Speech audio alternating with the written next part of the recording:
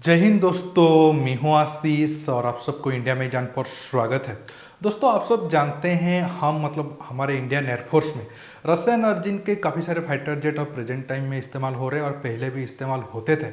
अब अगर देखें, सुखोई 30 MKI इंडियन एयरफोर्स का लास्ट फाइटर जेट था जो रशिया से हम डील करके खरीदे थे। हालांकि पिछले साल 12 सुखोई 30 MKI और 21 पुराना मिग 29 को लेकर डील हुआ था, लेकिन अभी तक वो फाइनल नहीं हुआ है। शायद इस साल जब पुतिन साहब इंडिया आएंगे तो डील फाइनल हो जाएगा। अब रशिया अपना मिग 35 से लेकर सुखोई 35 और सुखोई 57 जैसे advance 5th generation fighter jet को कई बार इंडिया को ऑफर किया है, लेकिन हमेशा इंडिया ये सब फाइटर जेट के लिए इंटरेस्ट नहीं दिखाया है। दोस्तों, अब पिछले हफ्ते रशिया में अपने देश में सबसे लार्जेस्ट एरोस्पेस एक्सपो होने वाला है, जैसे इंडिया में डिफेंस एक्सपो होता है।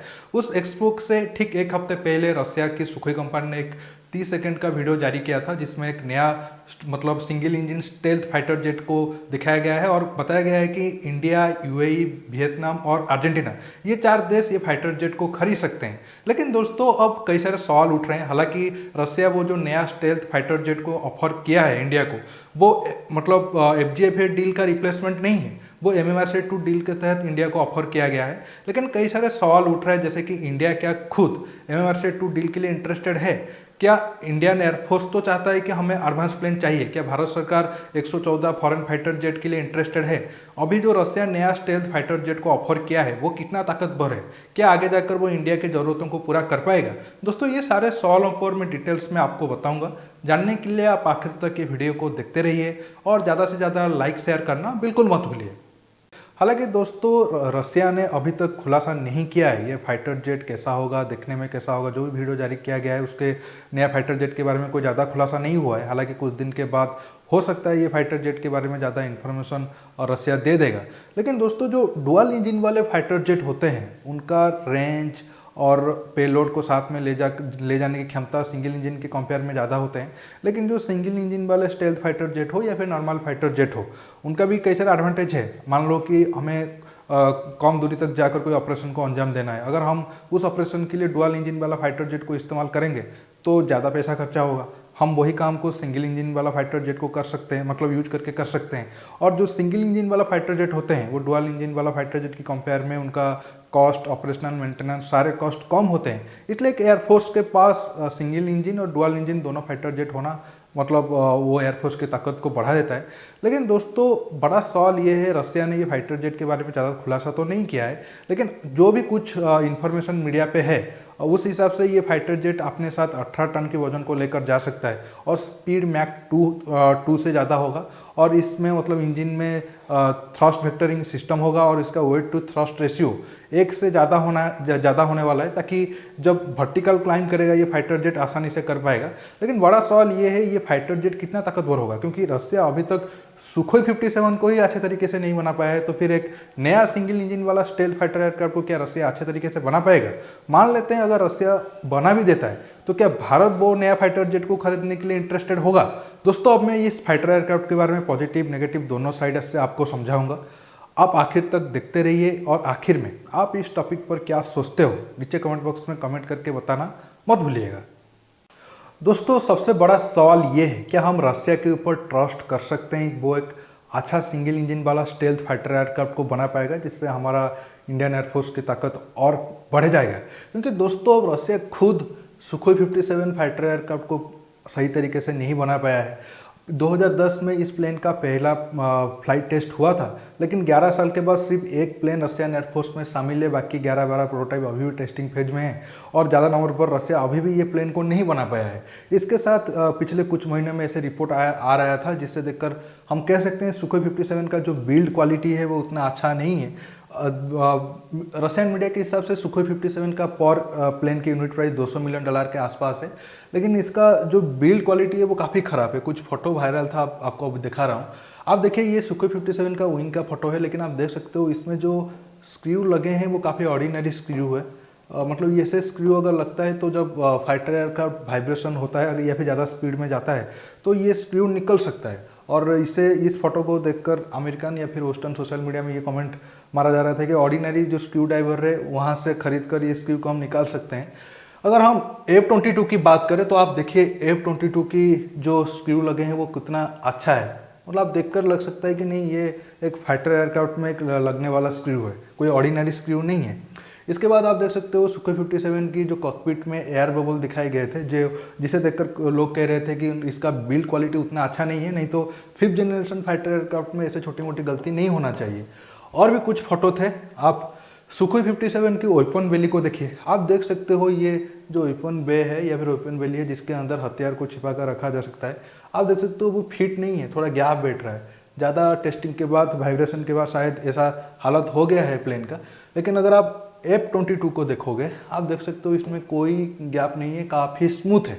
हालांकि कुछ दोस्त कह सकते हैं जो सुखोई 57 है वो अभी भी टेस्टिंग फेज में है या फिर उसका प्रोटोटाइप बने हैं, सिर्फ एक ही प्लेन एक्टिव है, रसिया ज़्यादा नंबर पर नहीं बनाया है। लेकिन F-22 हो गया या फिर F-35 हो गया, वो अमेरिकन एयरफोर्स में 10-15 साल से एक्टिव है, इसलिए इसका क्वालिटी अच्छा है। लेकिन जब रसिया अपने यूज के लिए जब ज़्यादा नंबर पर सुखोई 57 को बनाएगा तो उसमें ऐसे गलती नहीं दिखेगा। अभी सिर्फ टेस्टिंग के लिए बनाया था, तो शायद इस वजह से ऐसे छोटे मोटे मतलब जो भी कमियां हैं वो दिखाई दे रहा है। लेकिन दोस्तों ऐसा नहीं है। रशियन जो फाइटर एयरक्राफ्ट होते हैं वो नॉर्मली थोड़ा वेस्टर्न फाइटर एयरक्राफ्ट या फिर अमेरिकन कंपेयर में थोड़ा उनका बिल्ड क्वालिटी कम मतलब कमज़ोर रहता है। आप देखिए ये रहा MiG-29 का इमेज, ये रहा F-15 का इमेज। दोनों प्लेन शुरुआती मॉडल में है, मतलब जब MiG-29 शुरू में बन रहा था और F-15 शुरू में बन रहा था, 30-35 साल पुराना फाइटर एयरक्राफ्ट की फोटो है। लेकिन आप देखिए दोनों बॉडी में कितना डिफरेंस है, F-15 कितना स्मूथ है और MiG-29 में कितना आप रफ देख सकते हो। हालांकि मुझे 2019 में जब मैं एरो इंडिया में गया था अनूप भाई के साथ, तब मुझे अमेरिका रशियन अर्जिन के जो फाइटर एयरक्राफ्ट इंडियन एयरफोर्स में शामिल थे, दोनों को करीब से देखने का मौका मिला था। F-16 F-18 तब आए थे और MiG-29 से लेकर सुखोई 30 MKI इंडियन एयरफोर्स का जो शामिल थे उस एरो इंडिया में, दोनों मतलब दोनों कंट्री के एयरक्राफ्ट की बॉडी आप देखोगे तो आपको पता चल जाएगा जो अमेरिकन फाइटर एयरक्राफ्ट है उनका बॉडी काफ़ी स्मूथ है। लेकिन दोस्तों सबसे बड़ा डर ये है, वो तो हो गया सुखोई 57 की बात, अभी भी वो 100% नहीं बन पाया है, उसका इंजन अभी भी 5th जनरेशन नहीं है। अगर हम F-22 या फिर F-35 की कंपेयर करें, चलो वो तो एक अलग इशू हो जाता है। लेकिन सबसे बड़ा डर अब है जो रसिया खुद क्लेम किया है कि वो सिंगल इंजन वाला स्टेल्थ फाइटर एयरक्राफ्ट बनाएगा। इसमें दो इशू आ जाता है। सबसे बड़ा इशू है इंजन को लेकर, क्योंकि आप सब जानते हैं जो रशियन एयरक्राफ्ट होते हैं उनका इंजन थोड़ा उनका कमजोरी हो जाता है। और रशिया में जो फाइटर एयरक्राफ्ट होते हैं ज़्यादातर डबल इंजन वाले होते हैं, तो एक इंजन फेल हुआ तो आप दूसरे इंजन के साथ सर्वाइव कर सकते हो या फिर वापस एयरबेस तक आ सकते हो।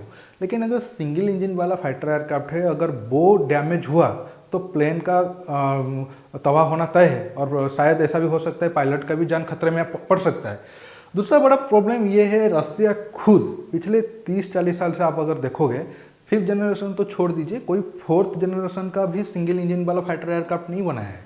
ये आप देखिए, ये रहा MiG-33 का इमेज, रसिया जो बनाने की कोशिश कर रहा था, लेकिन बाद में ये प्रोजेक्ट को बंद कर दिया गया और उसके डिजाइन को चीन लेकर बाद में J-17 बनाया। छोड़िए, एक तो अलग टॉपिक हो जाता है और मैं आपको कई बार बता भी चुका हूँ। लेकिन दोस्तों अभी जो खबर ये है, रसिया जो सिंगल इंजन वाला फाइटर एयरक्राफ्ट बनाएगा और शुरुआत में जो उसका प्रोटोटाइप होगा उस इंजन AL-31 वेरिएंट का इंजन लगेंगे, बाद में एडवांस इंजन बनेगा।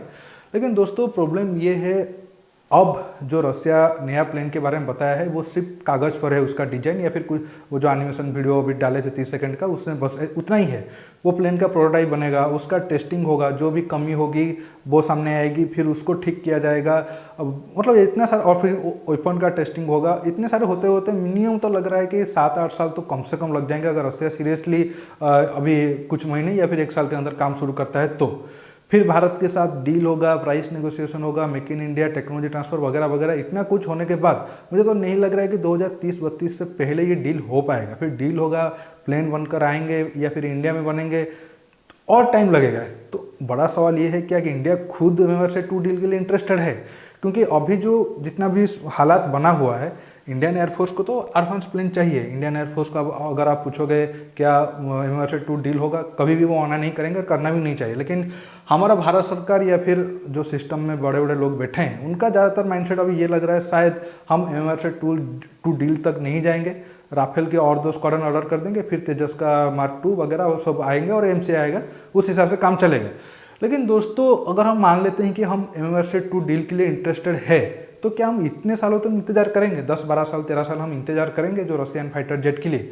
और दोस्तों बड़ा सवाल ये है कि वो प्लेन अभी तक नहीं बना है, सिर्फ कागज़ पर है। अगर हम इतने टाइम तक इंतजार करेंगे, अगर हम सीरियस हैं कि हमें सिंगल इंजन वाला भी एक स्टेल्थ फाइटर एयरक्राफ्ट चाहिए जो आगे जाकर एएमसीए का साथ देगा, तो फिर हम खुद क्यों नहीं बनाए? अगर इतना टाइम है तो, क्योंकि 2025 से तो हमारा एएमसीए का जो मार्क 1 है उसका पहला फ्लाइट टेस्ट होगा, 3 साल के बाद उसका प्रोडक्शन शुरू हो जाएगा। फिर 2030 के आसपास एएमसीए मार्क 2 का फ्लाइट टेस्ट होने की टारगेट है। फिर TDBF जेट का भी वही 2028-29 को फ्लाइट टेस्ट होगा। वो भी तो 4.5 जनरेशन वाला 5 जेट होगा, मतलब फ्रंट से वो स्टेल्थ है, हालांकि उसमें वेपन बे नहीं है।